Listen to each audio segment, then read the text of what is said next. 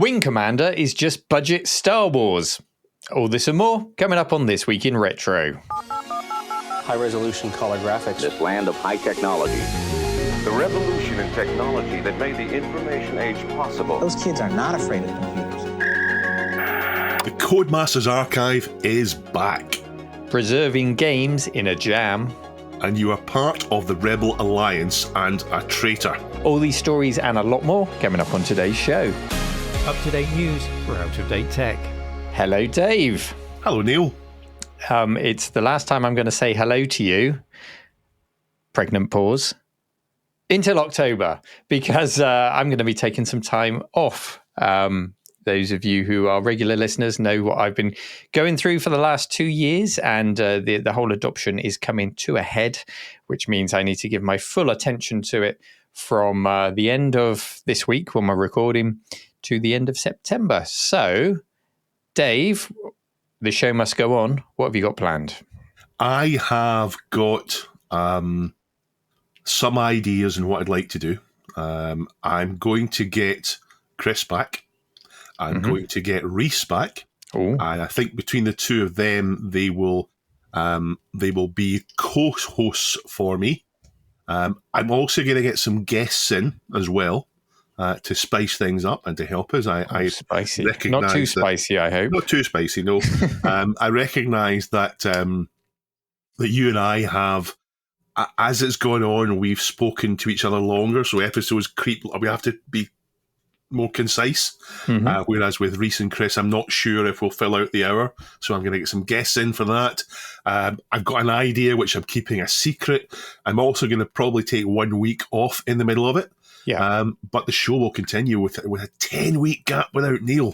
Oof, but I will be back. I'm looking forward to listening to it. It's almost like a little bit of a recalibration as well, because if you think back, we always tried to have guests. We've had a period where we've had fewer guests, not for any particular reason. It's just how it's been. You're now forced to kind of fill some gaps, get some guests in. We'll see how that goes. And then moving forward, we can decide, do we need an extra guest every week? Do we need one a month? We'll just sort of see what pattern works. Yeah. I know I'll be listening from the sidelines and enjoying. And if I find time, I might even pre-record some little segments for you. Maybe my answers to the question of the week or something like that to help out. Be nice to see you there. So, other than that, how's your week been? Week's been good. I was like a normal person this weekend. I actually had Saturday and Sunday off. Saturday was doing adoption stuff. Sunday, I cleared out my garage. I mean, it's a very middle-aged thing to do, but it was so satisfying to have my workbench back and the garage all organised before the chaos that is on its way. So that was nice. Just felt normal, Dave. How about you? You've had another milestone in the catio, haven't you? The catio was built. The catio is now built, and it's cat secure. The cats can't go. They absolutely love being outside. Nothing is ever cat secure. Well, they've built it really well. I'm delighted with it. I've now got a huge big decking area at the back of the house that I can finally use.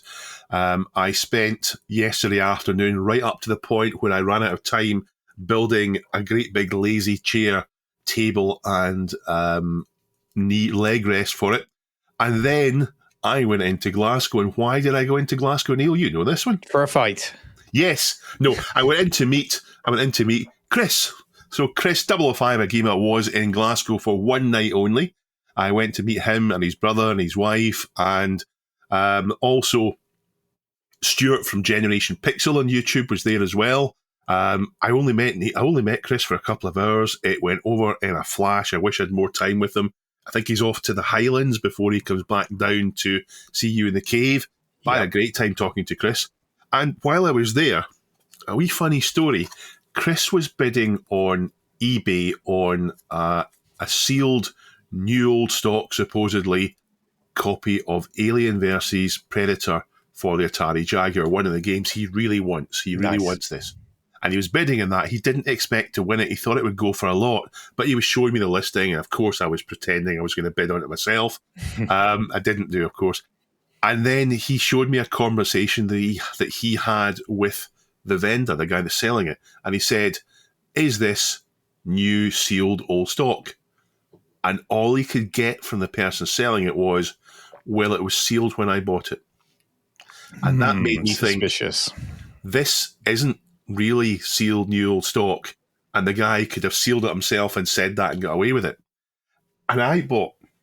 Well, I know as well as anyone how easy it is to seal something. Yes, with a the sealer. £200 shrink wrap machine. That's all you need. Well, I bought this last week on eBay, and it is a copy of the Ultimate RPG Archives from Interplay. It has loads of really good games on it. I bought it because I don't have the Bard's Tale, the 3 Bard's Tale trilogies. I don't have Wasteland. I don't have Dragon Wars, and I don't want to spend the money on them.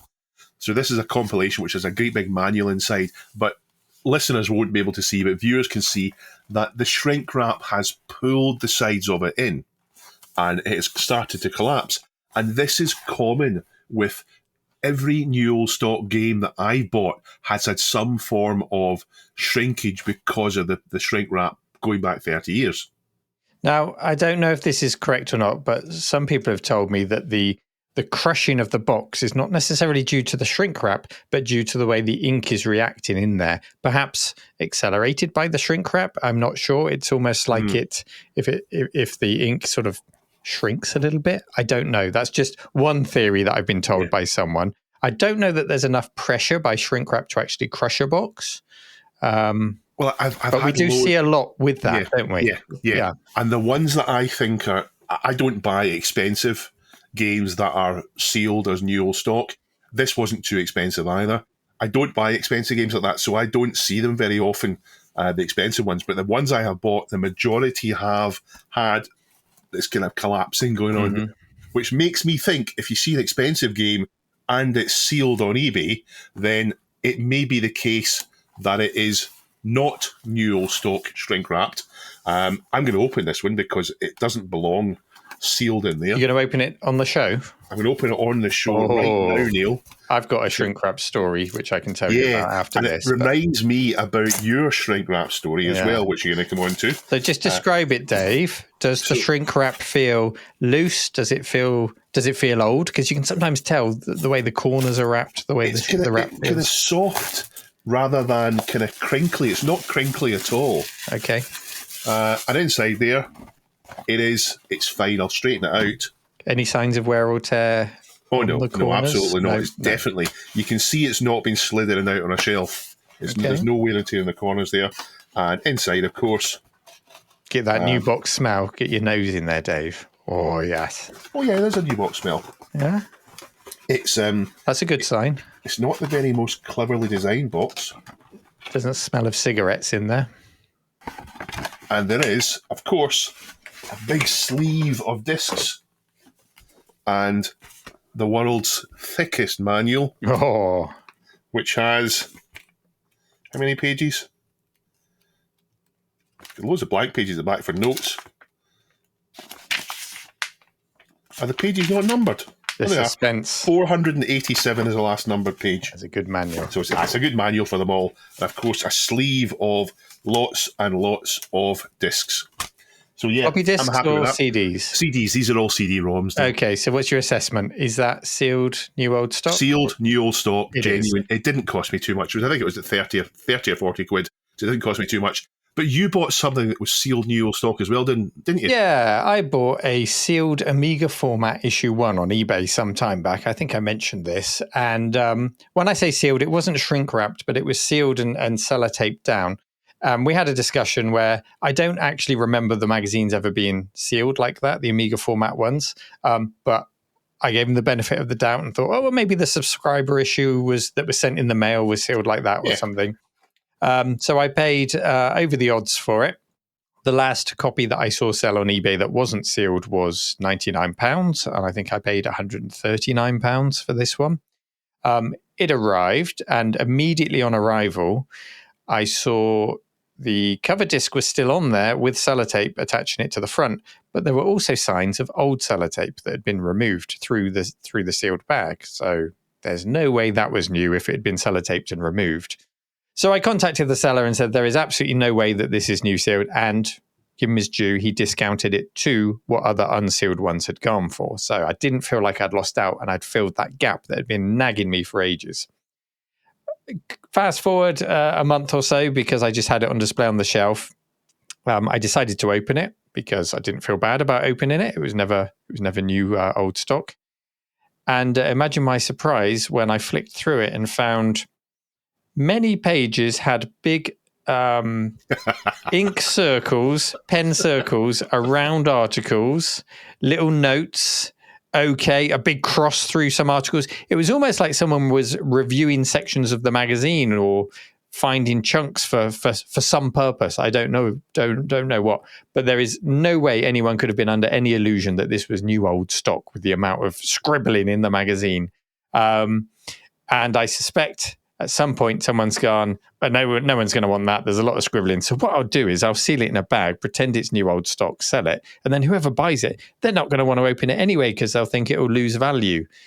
Geez, it was just nasty, just a nasty thing to do. And you can't say if that was that seller or the one before or the one before. You don't know how many hands this has passed through.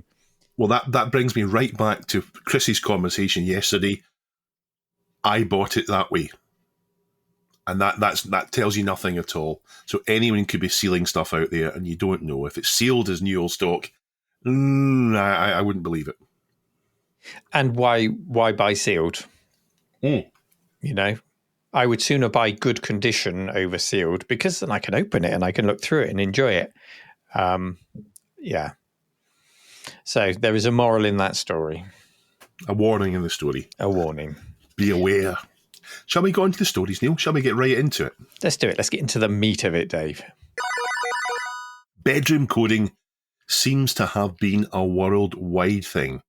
But in the UK, we seem to keep doing it longer than most, or did we start later? I'm not sure. If we look at the history of the 80s in the UK, you'll see a transition from hobbyist writing stuff and mostly not sharing it on their ZX80s and ZX81s to the early commercial software days, things like 3D Monster Maze. And the software then was broadly terrible, to the fairly unique UK classic, the budget tape. You could walk into most newsagents in 1986 and you could pay £1.99 or £2.99 and walk away with a game for your micro.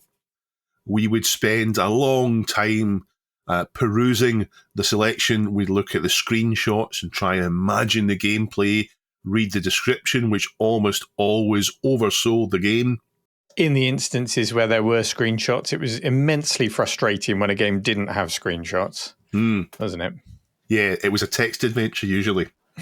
Quite often the text adventures, they tried to not say this is a text adventure. And then we'd get on our bikes and go home with what was usually a massive disappointment and an exercise in false promises. I've got a game here as an example. There's £1.99 game. What's it called, Dave? Dark World. I've not heard of that one. It's not the best game in the world. Narud Pendragon, or which is Darren backwards.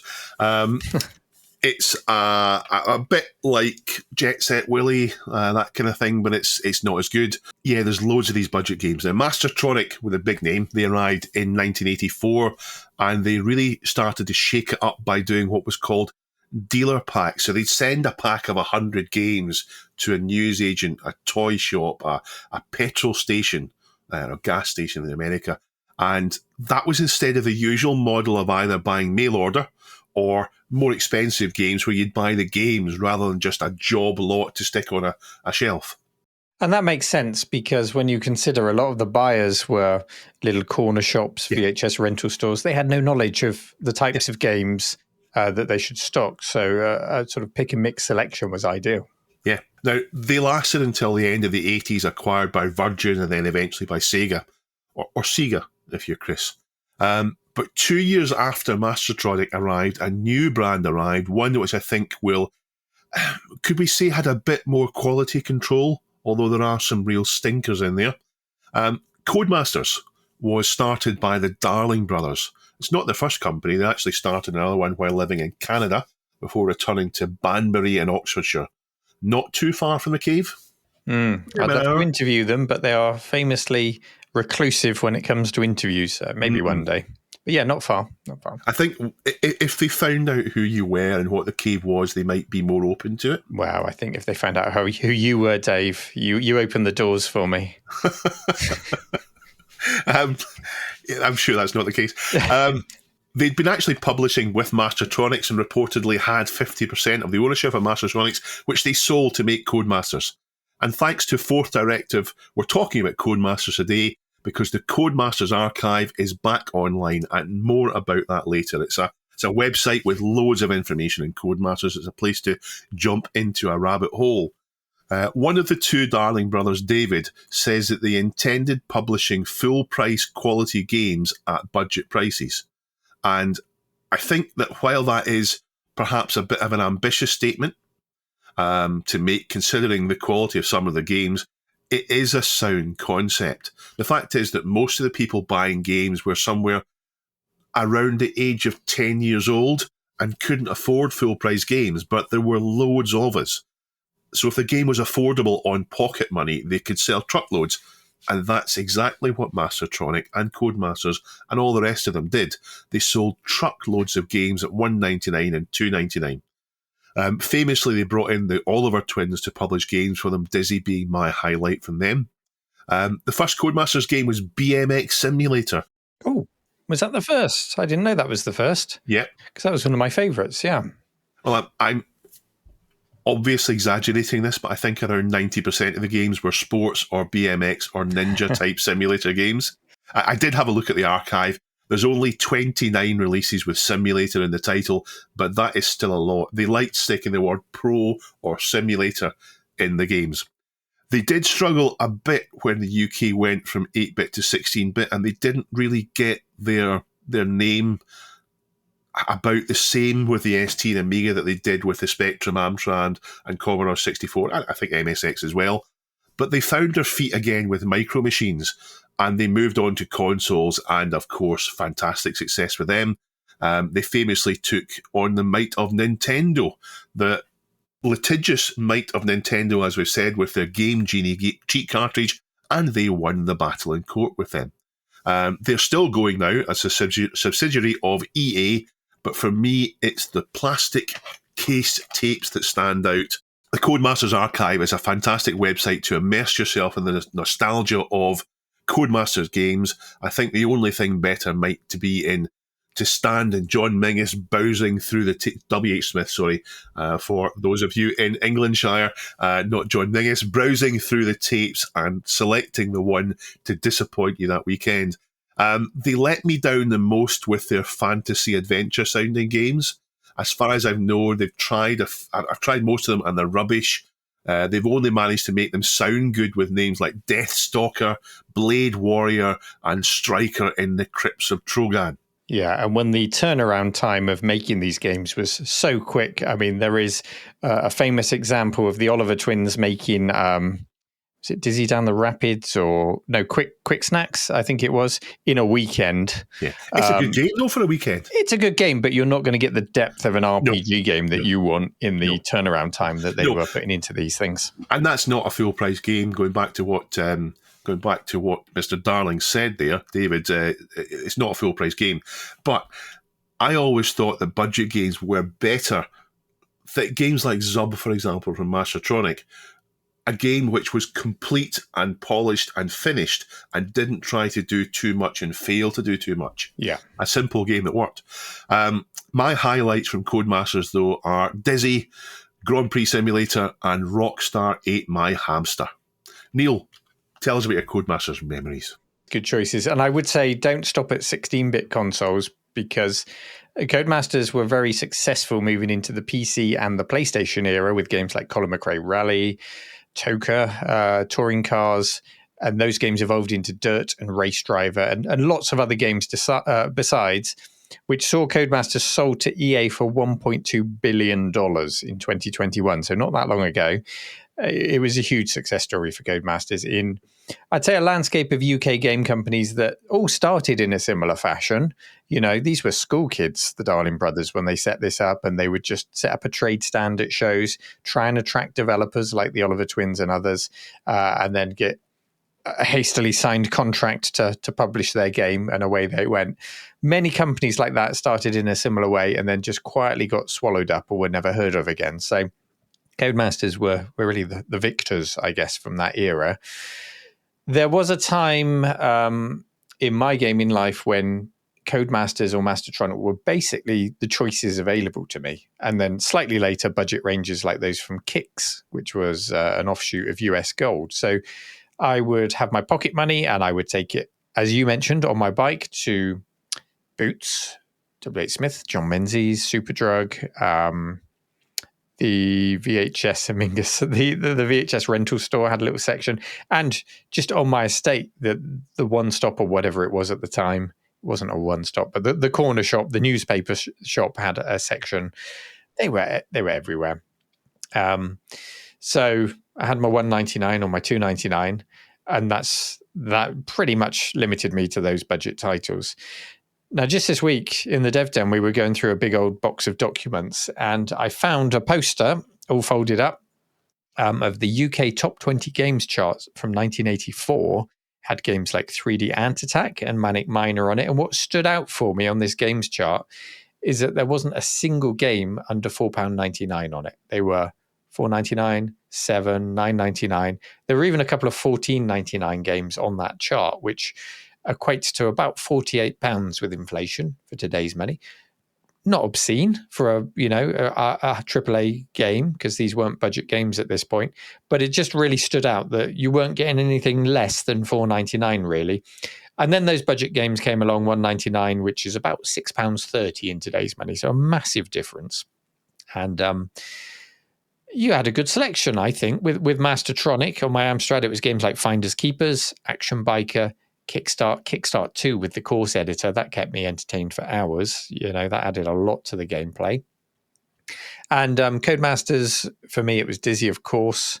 Loved Rockstar, like you, which was actually a bigger box release from Cody. So they did sometimes do, slightly more premium priced things, but it did end up as a budget game as well in a plastic cassette box. And BMX Simulator and also ATV Simulator. Did you play that one? That was like a side-on quad bike game.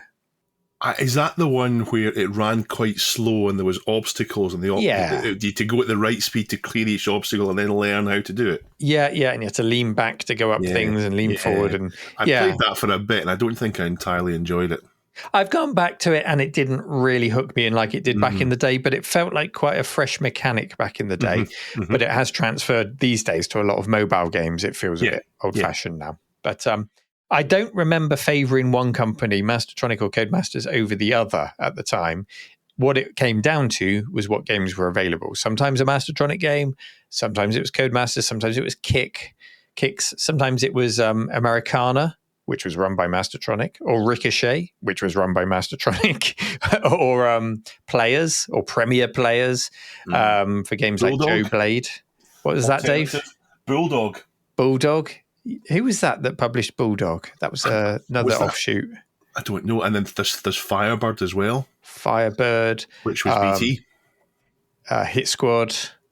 There were so many. We were the market exploded. Yeah. We were spoiled by the choice of games that we could access at a low price in that 8-bit era, and that did carry into the 16-bit era. You would get very slim cardboard boxed budget games for the Amiga or the Atari ST. Yeah.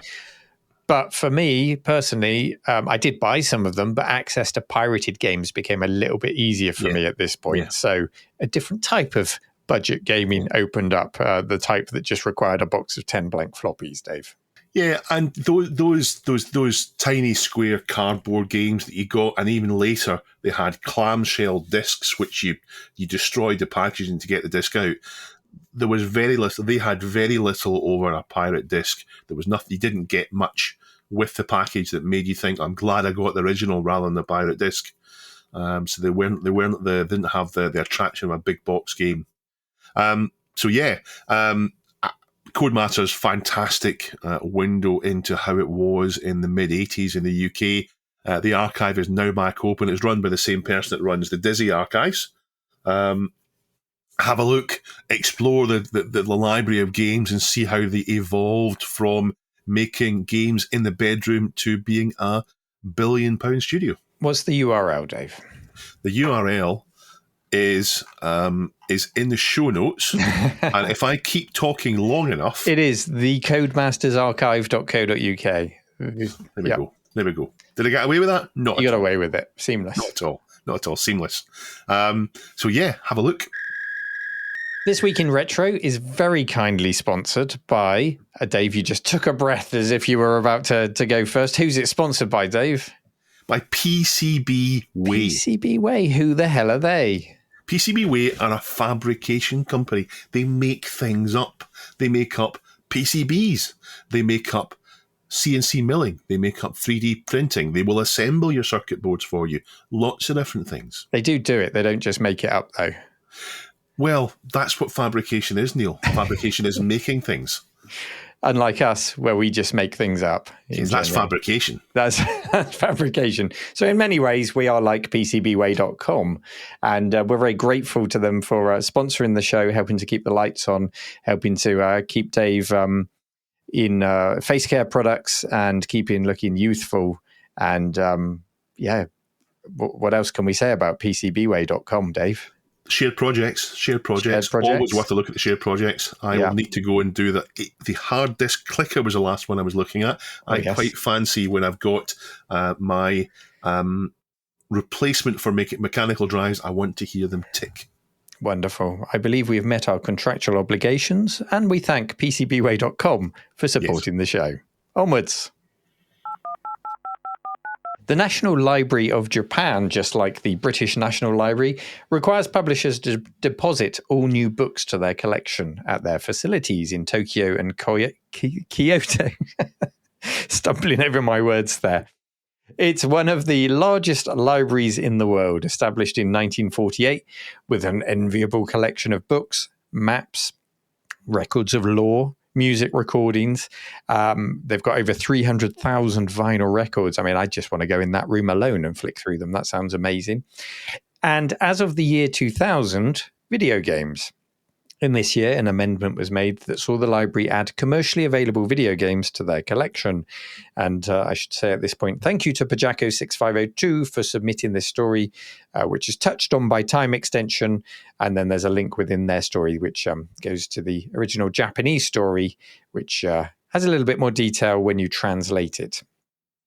To begin with, the library collected PlayStation 1, 2, and 3 games, but later they added PS4 and PSP. Now, this is apparently because they've signed an agreement with software developers to ensure that they would not unfairly harm the interests of software developers and others. Yeah, and it goes on to say it would be a problem if the group were used like an arcade. So that's quite telling, and also restricted to PlayStation at this point.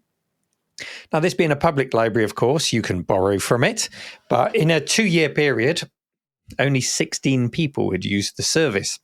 This is largely because if you want to rock up and borrow a game, you've got to first explain to them the research purpose for which you're borrowing this game. You've got to have a research purpose behind it. You can't just say, I want to play the game and see what it was like.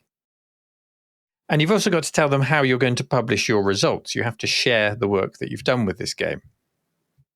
So this takes us deep into the realms of long-term video preservation again, a topic that often comes up, and all the different approaches to achieve this. And in this case, an old school library, restricted access, it feels quite old school. It feels quite archaic in its approach to the problem.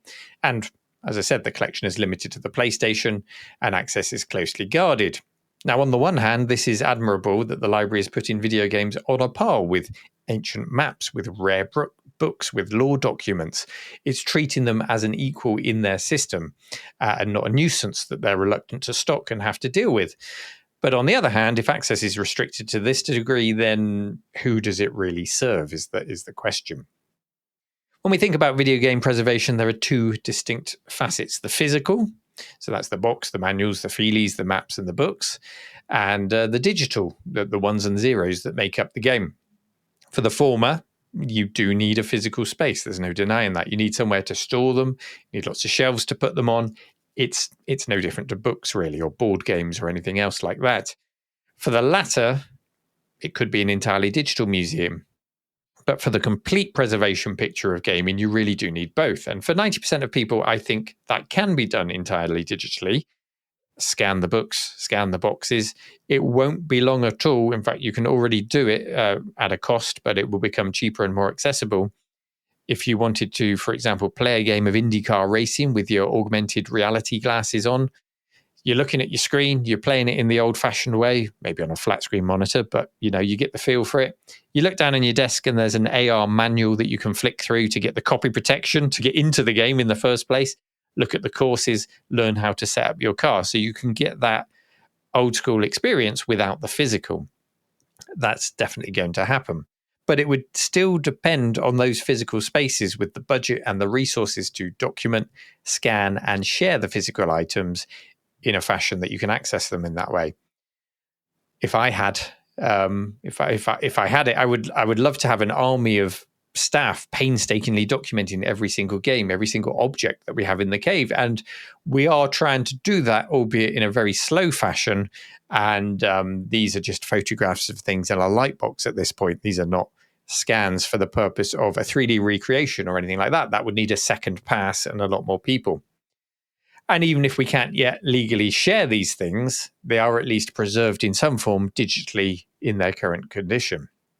So, Dave, does the future of game preservation sit in the hands of national libraries like this? Is there another way? Is this a community thing? Is there somewhere in the middle? Does this open up more questions than it answers, basically, is what I'm asking you. I don't know the answers, Neil. However, I've got some thoughts. We talked about Exodus last week, and we talked about the difference. If we're talking about the difference in accessibility between Exodus and the public museum in Japan, the difference is stark. What you get in Exodus is close to what we're talking about. It's trying to get as good an experience as you can taking a box off a shelf. Obviously, it's not quite as good as that. If this library, though, has only lent out to 16 people in 2 years, then I'm struggling to see the value of it, and I can see the ease of someone like Sony standing up in court and saying, why are we being forced to give our games to this library and put them in this position when only 16 people in 2 years have used them? We need to stop doing this. I don't know if there's costs involved. Is it just a couple of shelves somewhere? It's not costing money to run. I don't know. I would just applaud Sony for being involved in this, or the developers, whoever's agreed to do this, because this is in Japan, and I would expect to see Nintendo and Sega being a part of this. But yeah, so why aren't Nintendo doing it? Yeah, there's always going to be a problem with copyright, and we've seen even the Internet Archive, they've got a DCMA exemption, but it's not exempt. They're not exempt because all the right holders got together and said, oh, we need this preservation. The right holders largely don't want the Internet Archive to exist. And I talked about my concerns that Exodus isn't adhering to copyright, and that may affect the project in future. But if we adhered to copyright, there'd be virtually no preservation possible at all. I mean, the Internet Archive is there as an exception of this act, and we've seen that the rights holders are not keen on it existing at all. We talked about Embracer a long time ago in this pod, which was building up a physical library of all the games that ever existed. But this is the same Embracer group that owns loads of game studios and has recently done loads of cutbacks. So privately owned doesn't seem safe to me either. So publicly owned seems to be the way to do it, like the National Library of Japan. So I think, all things considered, despite me much preferring physical copies, if we can at least digitally preserve all the aspects of a game, including the box, the manual, the cloth map, the spell book, the little coin, the smell, the little coin, then we're going to be able to at least recreate them, as you said, augmented reality, or even a facsimile of what the original box was like and reproduced later. It doesn't matter if the dimensions are slightly out. Yeah, and then all those assets can go into a virtual library that you can browse, and you can recreate that experience of having the world's largest software collection and pulling things off the shelves. Yeah.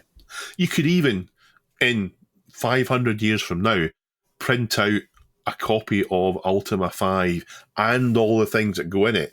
And while you could probably tell the difference between the real one and the fake one would be just as functional as the original was back in 1988, whenever it came out.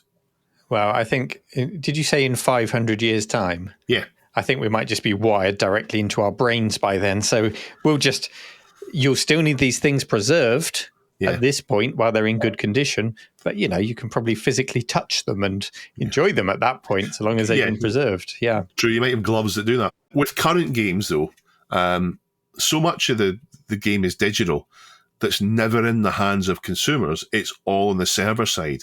And no one can preserve that now other than the publishers, unless the publishers release the code. And publishers, in general terms, are not looking to do any kind of preservation at all. They're happy to delete the whole lot when it runs out of its commercial lives. So that's not very good. Some good points. But, Dave, there's AI now. We can just put all of our faith in AI. And in 500 years' time, you can say, create Codemasters BMX simulator for me. Make it look 8-bit. That'll be close enough what it comes up with. Oh, Neil. No, Neil. No. You don't believe that. I don't believe that for a second. No. Some really good points. And I think there has to be a common understanding that this is worth doing, but not just by a library. A national library has to play its part, but so do smaller communities. So does the Codemasters Archive, for example, that we talked about. Brilliant resource that is doing its part for that sort of segment of gaming. There are Ultima groups, there are PlayStation fans, there are Xbox fans, all preserving these things. Some from a point of preservation, some from a point of piracy. Hey, print your own DVD case covers for your Xbox 360 games. Dave's wearing his Razer cracking T-shirt there. There are all these facets that somehow I would like to see come together. And at the moment, archive.org is the only place that's kind of accidentally doing that, under the radar doing that. Who knows? Maybe AI will play a part in bringing that all together. I don't know why I keep bringing up AI. I'm just trying to think of solutions, and it's a really easy thing to say, isn't it? Just let AI do it. We'll figure it out. AI, yeah. Invest in AI, yeah. We're sticking all the money in AI. Yeah. Well, it's not the first, and it certainly won't be the last conversation we have about video game preservation, because it is such an important part of this hobby and what we want to happen long term when we're long gone, so that people can enjoy what we have. I'm going to live forever, Neil. You are the Highlander. Yes.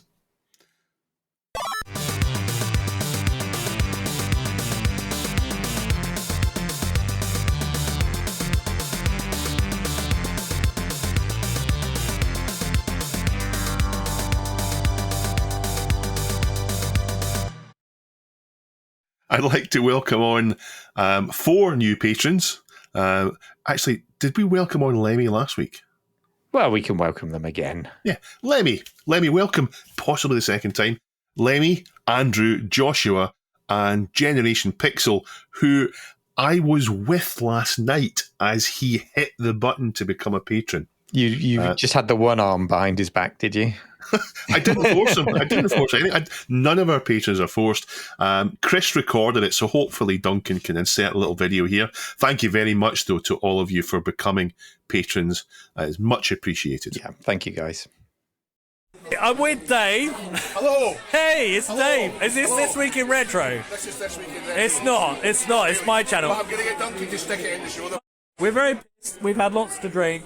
But here's Stu, Generation Pixel. Generation Pixel, what are you about to do? I'm about to become a twirler. I'm a twirler. I know as a coat. Why are you not a twirler? Why are you not a twirler? Because I'm cheap. These card details recorded. And here we go. Hey, he's doing it. Won't get his card details. No, there's no card details. No card details. Hey, are we going to get copyright strike for the music? He's done it. Welcome on. Nice. What does Dave say to that? And how good is drinking with Stuart, Generation Pixel, and my brother, who doesn't want to be on camera? Do you want to be on camera? Yeah. There's the fingers. Right. Hey. And Stuart bought the bar last round, so it's fantastic. All right, bye. So what is it, twirler? So the show that we used to do is called This Week in Retro. It's not stopping. It won't stop. Rickalicious D asked a question on the subreddit, and I happened to be in the mood to properly answer it. And I realised it would be quite a lot of typing, so I recorded it instead. He asked about Ultima, how to get into Ultima, and which ones should he play first. And I recorded it, just unprepared to camera, and it'll be in the show notes. It's an unlisted video on this channel. Happened to be 26 and a half minutes long answer to it. So it's not an episode of This Week in Retro, but if you want a little bit more and you want that question about our Ultima thoroughly answered, then listen to it. We've got Dave's brief, so we're going to have now Dave's Catio thoughts. Well, I have to, it may not be obvious, but I have to constrain myself on this, because if I let myself talk, this would be 3 hours long easily, because I always have more to say, and I have to stop talking, Dave. We talked about DMA at the time Lemmings was being done, and at Kickstarter a few weeks ago, the daddy of this show, John Boat of Cast Trawler, did an interview with Mike Daly. Now, I have to confess, I usually find these type of interview and panel things are not so engaging. Some of the questions are softball. Some of the questions from the audience are, what's your favourite, or what's the most expensive? This was not at all. This was thoroughly engaging. I highly recommend this, particularly in reference to what we were talking about a couple of weeks ago. Link in the show notes. Great questions from John. Feedback on our discussion about Syndicate from Distron this week, who says, you're not a criminal in Syndicate. You're just a corporate operative. The stuff you're doing, though highly immoral, is totally legal in the cyberpunk dystopia that the game takes place in. And yes, this is true, but you do operate like an organized crime gang, and it's very much how it feels. Technically correct is the best kind of correct. Yeah, okay, you're right. It's legal, but that doesn't make it right. Yeah, bad things can be done legally. Yeah, it does. It does feel like you're operating like a criminal gang, even if the law allows it. L. Curtis Boyle, the most important Coco fan in the world, sent me a message. He says, I think the earliest crime game that I played was Gangbusters by Prickly Pear Software. It is a 2 to 6 human player game, turn-based, that was released for both the Coco and the C64 in late 1982. As a teenager, we sometimes had group parties playing the game and had a lot of fun. The game is set during the Prohibition years, so that's in America, where they banned the sale of alcohol, which was a terrible idea if you ask me. And the goal is to increase in rank from a punk to syndicate boss. There's Syndicate coming up again.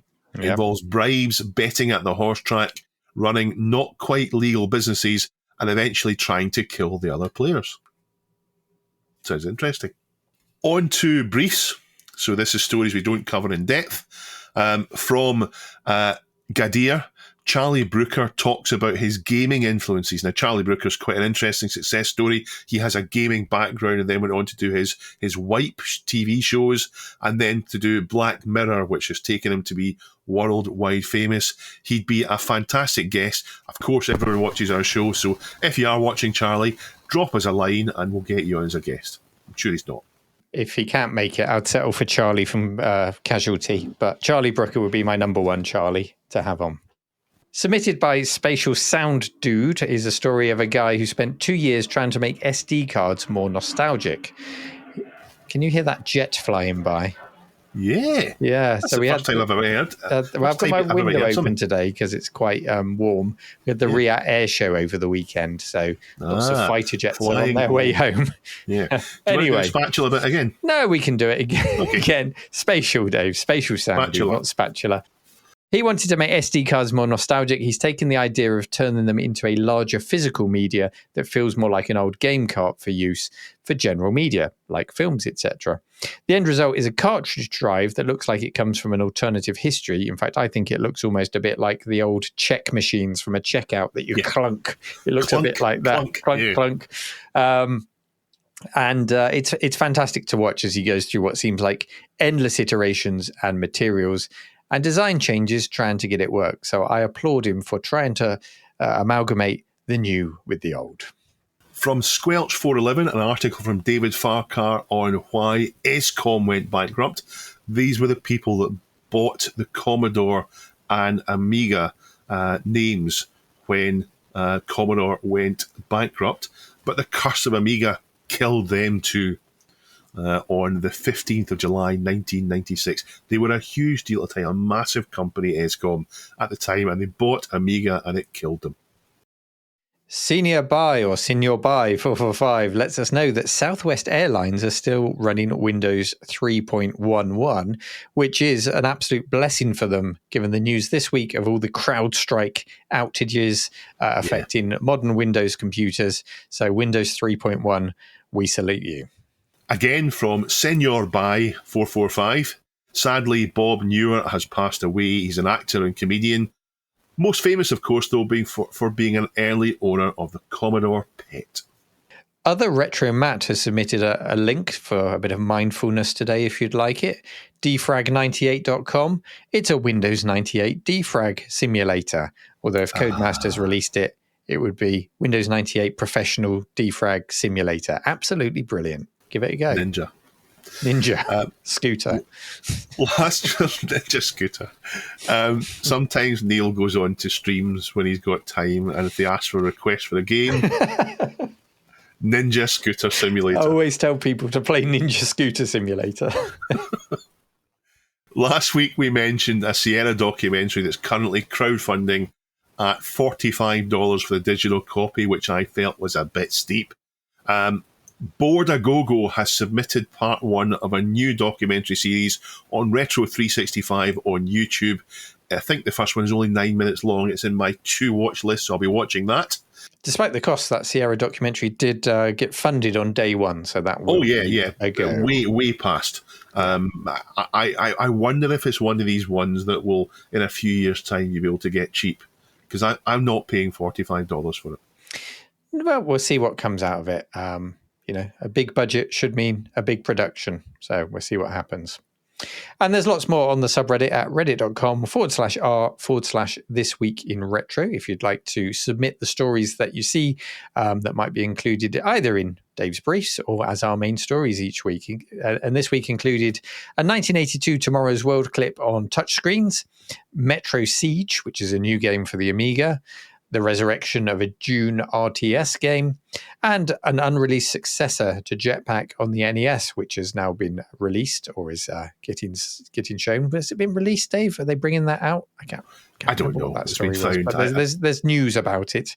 And an interesting article on The Guardian about someone using a Nokia dumb phone for a week. I read. I'd be interested to hear people's opinions on that one, because I thought it was an interesting read, but the conclusion was a bit dumb. I thought it was the conclusion was basically just use a smartphone and put it on silent.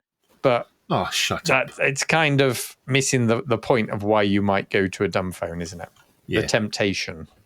All these stories and more can be found on our subreddit. Go and take part. TIE Fighter's 30th anniversary has just passed, and nobody has taken any notice apart from my friend Vanessa. She is working on a series of videos on the game, and to celebrate the 30th anniversary of it, has released a MIDI showcase.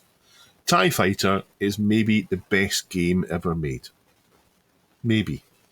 Certainly in my top 5, and I could argue, in the right mood, I can argue that TIE Fighter is the best game ever made.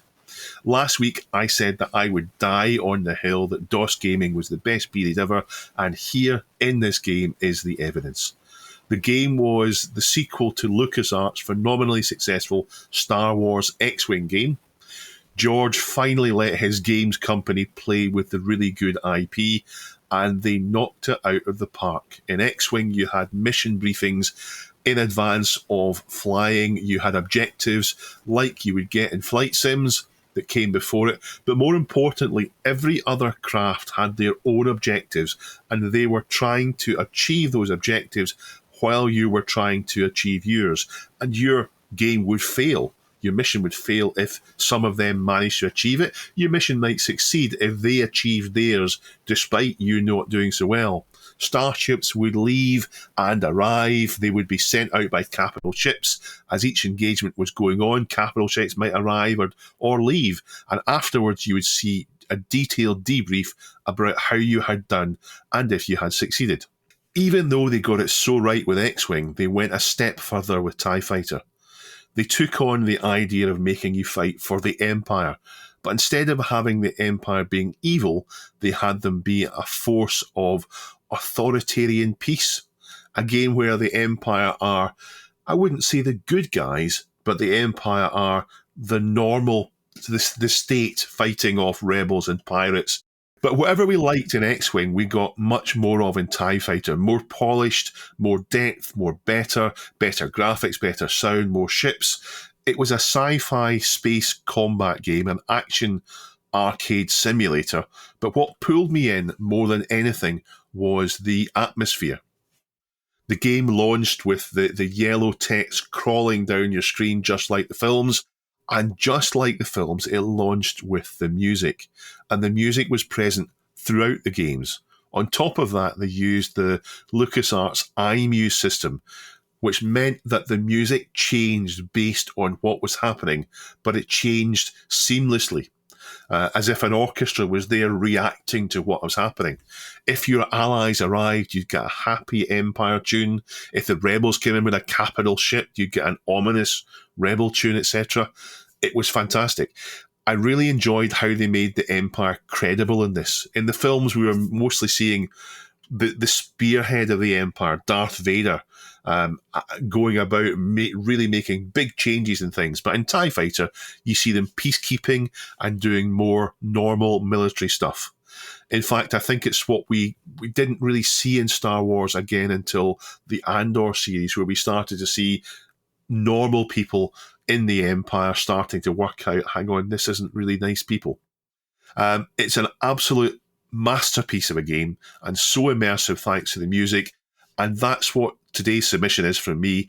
I submitted it because no one else did. How could you all miss out on 30 years of TIE Fighter?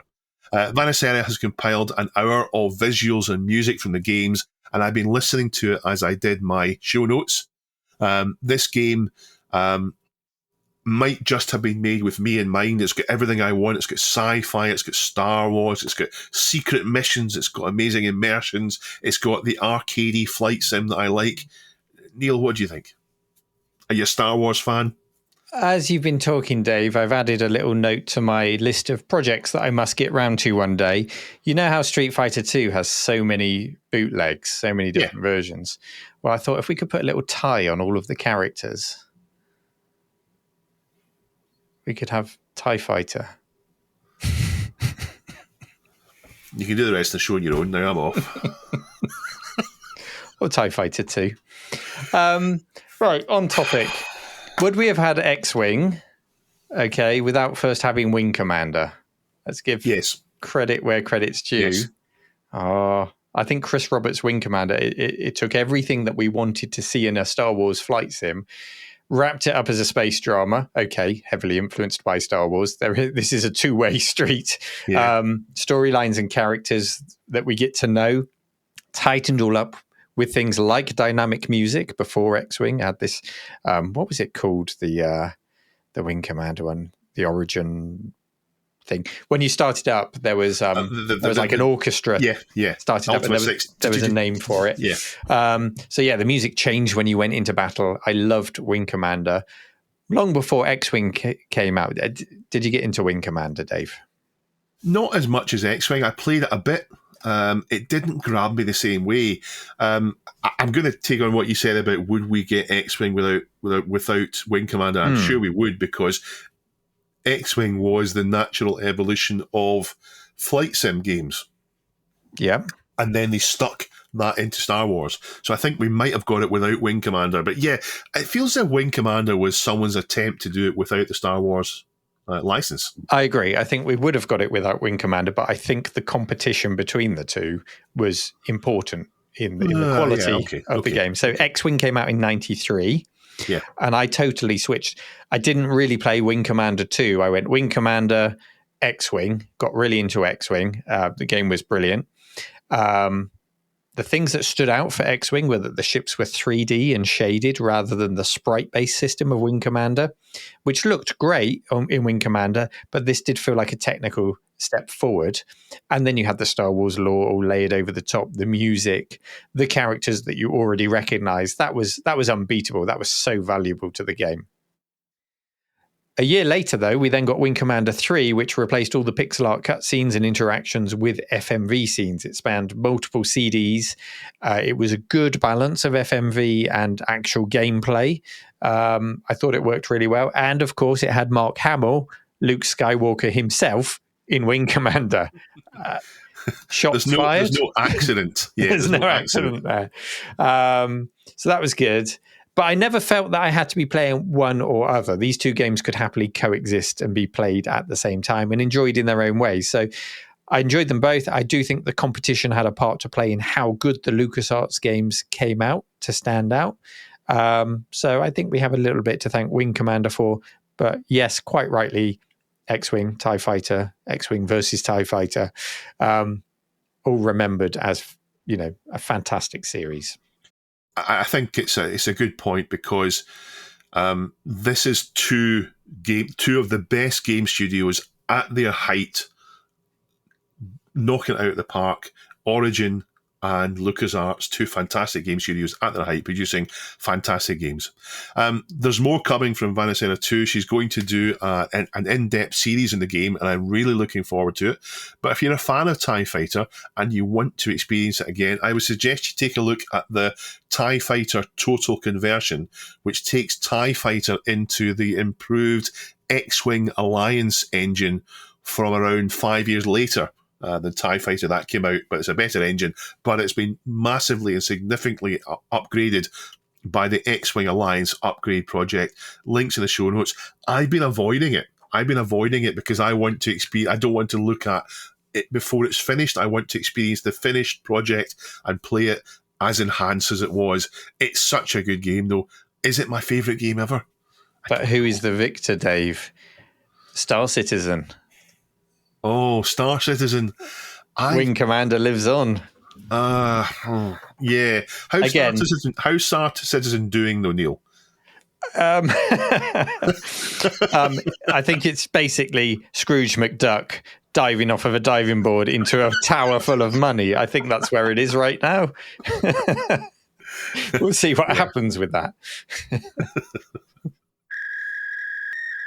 Time now for our community question of the week. Now, last week we talked about the DOS era and discussed the best time, the best era for gaming.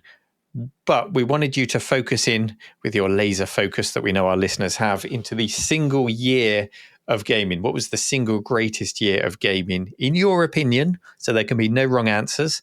And why? Dave, have you taken us out of contest mode on our subreddit? Out of contest mode, and I'm so proud of the top answer. Yeah, okay. So just remember, you can participate at reddit.com/r/this week in retro. You can chat to other listeners at discord.gg/RMC retro, where there is a This Week in Retro room. And you can support the channel at patreon.com/this week in retro. So, top answer. I'll take this one. Lord Borak 316 says, the best year in gaming was 1993, crossing into 1994. Well, I can't read anymore, Dave, because he's broken the rules there. He's picked 2 years. No, we'll allow it. We'll allow the best 12 months in gaming. It can span different years. And he says Syndicate, Doom, X-Wing, Ultima 7 Part 2, UFO Enemy Unknown. These games blew me away and kept me entertained and addicted for years, not just months. I mean, there are 2 games in there at least that I still come back to 30 years later. So those are good choices. Dave, next one. Next one is from Fizkit, and it says 1993. He says Cannon Fodder, The Settlers, Aladdin, and a raft of others, showing that the Amiga was still great, and Mayhem in Monsterland, showing that even at 11 years old, the C64 still had it just about. The 3DO and Atari Jaguar were showing what the future might look like, and Doom happened. More importantly, the PlayStation hadn't changed everything yet. And I quite like Fisket's answer because it's not the games I would list as my 1993 games, but he's listed some great games there. So it shows that my kind of tunnel vision towards RPG and strategies isn't always correct. And he also highlights a lot of differences in the hardware, the generations that are all mingling together. Yeah. Before that, I guess what he means by the PlayStation change and everything is that he means before everything then became focused and tunneled down this 3D route, where actually a good C64 game could be celebrated just as much as a 3DO game. Yeah, I like that answer. Next one is quite a long answer from Dana the Elf. 1998, so a little bit later, without question. Many of the most acclaimed and beloved games of all time released in 1998. So there's a list of games here. The Legend of Zelda Ocarina of Time defined the epic 3D action-adventure formula and still heralded as one of the greatest games ever made. Banjo-Kazooie, we've definitely got a console feel to this answer. Banjo-Kazooie defined the 3D collectathon platformer. I'm going to rattle through some of this, so excuse me for skipping some of your answer. Resident Evil 2 perfected the classic survival horror formula. Baldur's Gate utterly defined the CRPG and remains one of the best examples to this day. StarCraft set a new standard for real-time strategy. Half-Life redefined what a first-person shooter could be. It really did. That's a great answer. Pokemon Red and Blue released in the West and kickstarted the phenomenon that is still the most successful brand in the world today. Marvel v. Capcom set a new standard for crossover fighters. Sonic Adventure, Fighter 2. TIE Fighter. Sonic Adventure was released in Japan, giving us the first taste of Sonic in 3D. Unreal is a fine game in its own right, but it was the first game that was the catalyst for the Unreal Engine. The Legend of Zelda Link's Awakening DX, Metal Gear Solid, Tomb Raider 3, Crash Bandicoot Warped. Oh, Grim Fandango. You could have just put that. Wario Land 2, F-Zero X, Street Fighter Alpha 3, Panzer Dragoon, Saga, Xenogears. There are so many games listed here, all the way through Fallout 2, Glover. The list goes on and on. You finally got me to break down and make a Reddit account just for this, lads. I can't resist spreading the gospel of the unparalleled year in games that was 1998. Now I feel bad for skipping some of your answer, but I would encourage people to go to reddit.com/r/thisweekinretro and have a read. Thank you, Dana. It's difficult to disagree with any of these. If you look further down, if you look at them, Happy Coding's got 1997, and he's listed tremendous games from 1997. It's almost as if they're all right, even though they can't all be right. Yeah. Beanon Music has got 1982, talking about the ColecoVision, the C64, and arcades like Zaxxon, Qbert, Dig Dug, and Pole Position, Tron, Joust, and Robotron. Fantastic choices. Yeah, can't disagree with that. 1991's got SimCity, Lemmings, Shadow. Hang on. 1991 has a list of games that you could play in In that case, 2024 is the best year. You can play all, you can play all of them. Fantastic answer. Thank you very much for submitting them. Do we have a question for next week? We do. Our question for next week is, what are gaming's greatest rivalries? We talked about X-Wing and Wing Commander. What other game series went toe-to-toe, and which of them came out on top? Again, in your opinion. So there are no wrong answers. I'm really looking forward to the answers on this one. Good questions. I won't get to read out the answers because I won't be here next week, but I'll certainly be listening. You can read out your answer and we can put it on the show. I can come up with an answer, yeah. Pong and Breakout.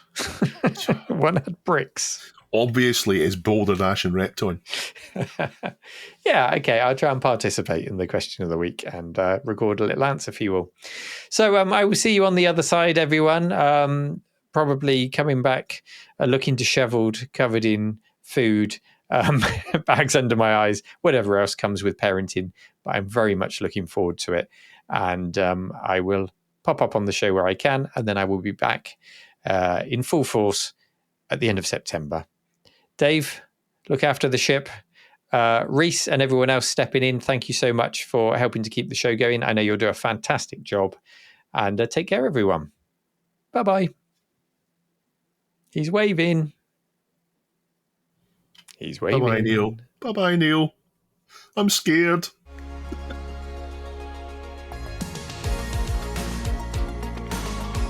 This This Week in Retro was presented by Neil from RMC The Cave and Dave. It was produced by me, Duncan Styles. The podcast version of the show is available through your favourite podcaster, including Apple Podcasts and Spotify, and the video version is available on the This Week in Retro YouTube channel.